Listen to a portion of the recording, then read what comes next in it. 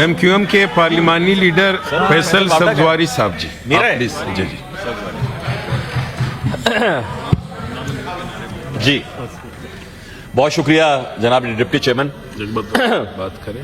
گفتگو کیونکہ بہت ساری ہو چکی ہے اور میری خواہش تھی کہ فائنانس کمیٹی کی ریکمنڈیشن سے پہلے میں بات کر سکتا, تو بہت ساری چیزیں جو میں کہنا چاہتا تھا وہ یہاں ہمارے فائنانس کمیٹی کے دوستوں نے اور خاص کر چیئرمین سلیم مانڈی والا صاحب نے پیش بھی کر دی ہیں, لیکن پھر میں ایک دفعہ اس کو دہرانا ضرور چاہوں گا. اور محترم وزیر خزانہ صاحب بھی موجود ہیں کہ پاکستان کی مشکلات سے ایسا نہیں ہے کہ کسی کو بھی اندازہ نہیں ہے, یہ کوئی مشکلات میں گھرا ہوا ملک ہے, سب کو علم ہے. معیشت کی انتہائی ابتر صورتحال ہے اور وہ 1-2 سال کی نہیں, 5-10 سال کی نہیں, بلکہ یہ نصف صدی کا قصہ ہے, سے بھی اوپر کی بات ہے. لیکن سر اگر تو سمپل بک کیپنگ ہم کریں, اگر تو جو دستیاب ہمارے پاس ہیڈز ہیں ٹیکس کلیکشن کے اسی پہ جائیں اور وہیں ٹیکسز کی بھرمار کرتے رہیں تو پھر یہ مسائل حل نہیں ہوتے.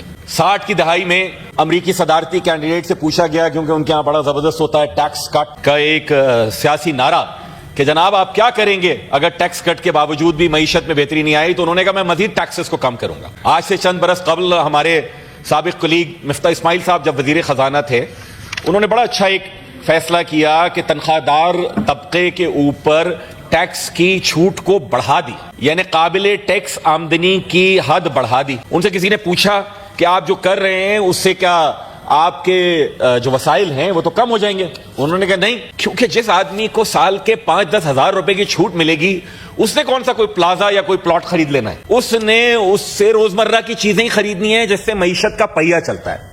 اس لیے نہایت قابل احترام اور لائق ہمارے کلیگ وزیر خزانہ صاحب سے درخواست ہے میری آپ کے توسط سے جناب, کہ برائے مہربانی تنخواہ دار طبقے کی جو قابل ٹیکس آمدنی کی حد ہے اس کو بڑھایا جائے, اس میں اضافہ کیا جائے. اور جو ٹیکسوں میں ان کے اضافہ کیا گیا ہے سلیب ریٹس میں سمجھتا ہوں سر کہ اس میں کمی لانی چاہیے. وجہ اس کی یہ ہے کہ ہم کس کلچر کو فروغ دینا چاہتے ہیں. آپ ہم سے زیادہ اور ہم بھی بہت سارے لوگوں کو جانتے ہیں جو اپنے امپلائر سے جا کے کہتے ہیں کہ یار اچھا مجھے آپ ٹیکس جو ہے نا پھر 1 لاکھ روپے مہینہ جو ہے وہ صرف اکاؤنٹ میں دے دیجئے, باقی مجھے آپ اکاؤنٹ کے بغیر دے دیجئے. ایسی کئی کمپنیز ہیں جو اپنے امپلائیز کو پاکستان سے باہر سیلری دے رہی ہیں اور وہ لوگ خوش ہیں. اس کا معنی یہ ہے کہ اگر ہم ٹیکس میں چھوٹ دیں گے تو وہ ٹیکس نیٹ میں آئیں گے زیادہ سے زیادہ لوگ. جتنا ہم زیادہ سے زیادہ ٹیکس لگاتے جائیں گے اتنے زیادہ لوگ ادھر ادھر بھاگیں گے. سیم گوز ود دی میرے خیال میں ایکسپورٹ بیس جو انڈسٹری ہے وہ بہت خوش تھے اپنے جو فائنل ٹیکس رجیم تھا اس میں. اب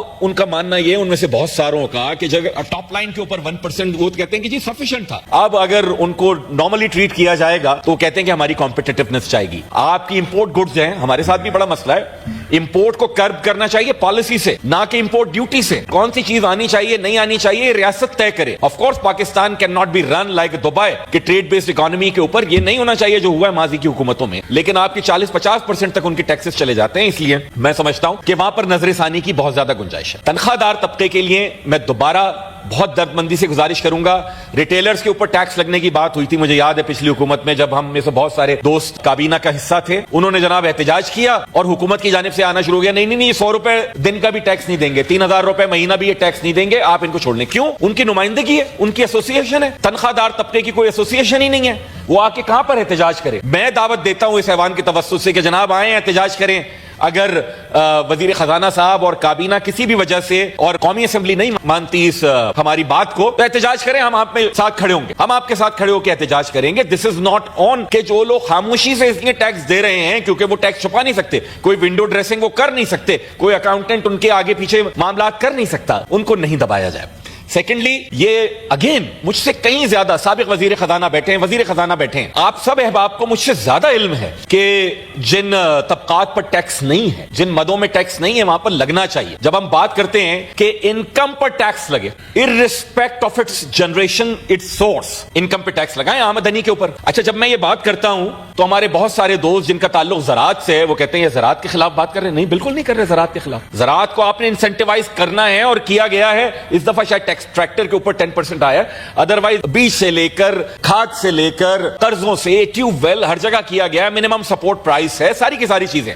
آپ کرتے ہیں کیا گیا بار دانا بوری ایچ اینڈ ایوری تھنگ. اور میں کیا کروں کہ میں شہر میں رہتا بستا ہوں, وہیں پیدا ہوا, میں کیا کروں کہ میری کانسٹیٹوئنسی شہر ہے, وہ مجھ سے کہتے ہیں کہ تم گندم کی منیمم سپورٹ پرائز بڑھا دیتے ہو, تو میں کیا کروں, مجھے آٹے کے لیے بھی راشننگ کروا کے دو نا, پھر وہ میں نہیں کروا سکتا. ہیونگ سیڈ دیٹ, جس طریقے سے آپ کم آمدنی والے طبقے پہ سیلریڈ کلاس میں ٹیکس کم کرتے ہیں, اسی طریقے سے غریب ہاری کو, غریب کسان کو ٹیکس کی ٹوٹل ایگزمپشن دیجیے, اس کے لیے سبسیڈائز کیجیے چیزوں کو. لیکن سر یہ تو نہ کریں کہ میرے پاس ایک مینشن ہے, میرے پاس ایسی گاڑیاں ہیں جن کا نام بھی میری زبان سے نہیں نکل سکتا, اور اس کا ٹیکس, اور میرے گھر میں مجھ سمیت 3 تنخواہ دار لوگ ہیں, ہمارا ٹیکس جو ہے ملا کے ان سے زیادہ ہے. یہ جو ڈسپیرٹی ہے, یہ جو عدم مساوات ہے, یہ it is boiling right now.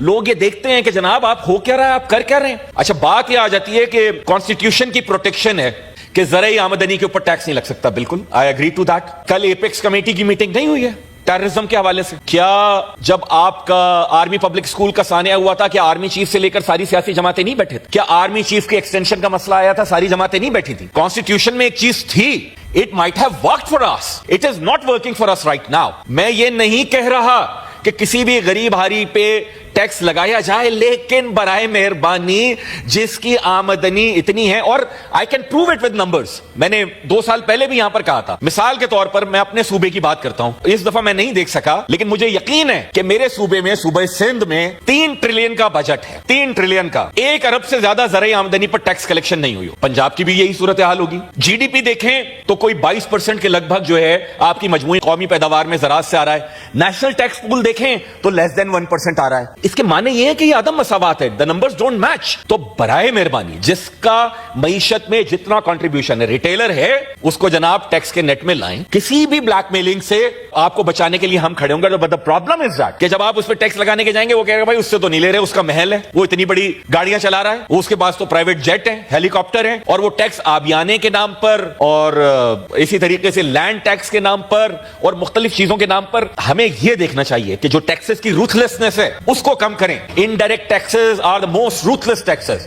غریب آدمی صابن خرید رہا ہے, وہ ٹیکس دے رہا ہے 18%. غریب آدمی کوئی چھوٹی سے چھوٹی بچے کے لیے پینسل خرید رہا ہوگا, اسٹیشنری پہ بھی لگا دیا. یہ نہیں کرنا چاہیے. انڈائریکٹ ٹیکسز کو آپ اسی وقت کم کر سکتے ہیں نا. آپ پیٹرولیم ڈیولپمنٹ لیوی لگا رہے ہیں, آپ اور دیگر ٹیکسز لگا رہے ہیں, اسی لیے لگا رہے ہیں کہ آپ ڈائریکٹ ٹیکس نہیں کلیکٹ کر پا رہے ہیں. ڈائریکٹ ٹیکسز کے آپ کے پاس جو ایونیوز ہیں, وہ جو ان ٹیکسڈ ہیں آج تک, وہ کم سے کم ہے. اگر کوئی کانسٹیٹیوشنل ایشو ہے, بٹھائیں سب کو. آئی پروپوز دیٹ ساری جماعتیں بیٹھیں, اور یہ تو کوئی ڈھکی چھپی بات نہیں ہے نا, آرمی چیف بیٹھے, SIFC بیٹھے, لے کر آئیں اس کو. سارے صوبوں کے وزرائے اعلیٰ بیٹھے کہ جناب آج پاکستان میں چلیے صوبوں کے بہاف پہ FBR کلیکٹ تو کرنا شروع کرے. پہلے جس طرح جنرل سیلز ٹیکس اور سروسز کلیکٹ کرتے تھے صوبوں کے بہاف پہ فیڈرل گورنمنٹ, اس کی چھوٹی سی مثال میں آپ کو دوں کہ میرے صوبے میں 2009 کا جو شیئر تھا صوبہ سندھ کا, وہ 9 ارب روپے تھا خدمات پر جو سیلز ٹیکس ہے. اس دفعہ تقریباً وہ 290 ارب روپے, 300 ارب روپے ہے. درجنوں نئے ٹیکسز ہیں. لوگ یہ کہتے ہیں کہ میں اس کے جواب میں خدمات پر بھی دے رہا ہوں سیلز ٹیکس, میں دوسرے فیڈرل ٹیکسز بھی دے رہا ہوں, پانی میں اپنا خرید رہا ہوں, سیکیورٹی میں اپنی خرید رہا ہوں, سڑک میری نہیں بنی ہوئی ہے. ہمارے پاس کوئی جواب نہیں. صرف یہ کہہ دینا ہاں جی پاکستان مشکلات میں, ہمیں یقین ہے اس ایوان کا حصہ ہے, اس سے پہلے دیگر ایوانوں میں رہے, مشکلات ہیں, لیکن مشکلات سے آپ ٹرائیڈ اینڈ ٹیسٹڈ طریقوں سے نہیں نکل سکتے. We must think out of the box. آپ کو خرچے کم کرنے ہوں گے. میرے بہت سارے یہاں جو افسران دوست بیٹھے ہیں ناراض ہوں گے, لیکن گریڈ 1 سے 16 تک کی تنخواہوں میں چلیے آپ نے 25%, 1 سے 7 تک کریں 25%, اس کے بعد اور کم کریں, 17 اینڈ ابو اور کم کریں. وجہ یہ مجھ سے تنخواہ دار پرائیویٹ سیکٹر کا یہ پوچھ رہا ہے کہ جی آپ 75 ارب روپے سے آپ تنخواہوں میں اضافہ کر رہے ہیں, اور وہ اضافہ دینے کے آپ کے پاس پیسے نہیں ہیں, اس کا آپ قرضہ لے رہے ہیں, اور وہ قرضہ چکانے کے لیے آپ مجھ پہ ٹیکس بڑھا رہے ہیں جو کہ مہینے کا 50,000 روپے کماتا ہے. وہ 4 لاکھ روپے کمانے والے سرکاری ملازم کی تنخواہ میں اضافے کو وہ بھرے.